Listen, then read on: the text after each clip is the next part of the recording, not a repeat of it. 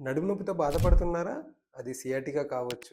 Hi! I'm doctor Nagesh, me pain physician. మీకు నడుము నొప్పి నడుములోనే ఉందా? లేదా తొడల మీద, తొడల కింద, లేదా మోకాలి కింద, లేదా మెడమల వరకు వస్తుందా? అయితే ఇది సాధారణమైన నడుము నొప్పి కాదు.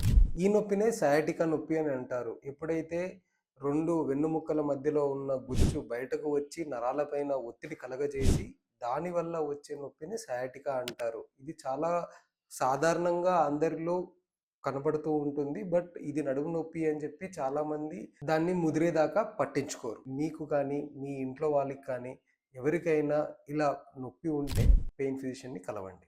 ప్రతి సియాటికా నొప్పికి ఆపరేషన్ అవసరం లేదు. చాలా సార్లు సరైన మందులు లేదా ఫిజియోథెరపీ లేదా ఫ్లూరోస్కోపీ గైడెడ్ ఇంజెక్షన్స్‌తో పాటు కూడా మీరు కోలుకునే అవకాశం ఉంటుంది.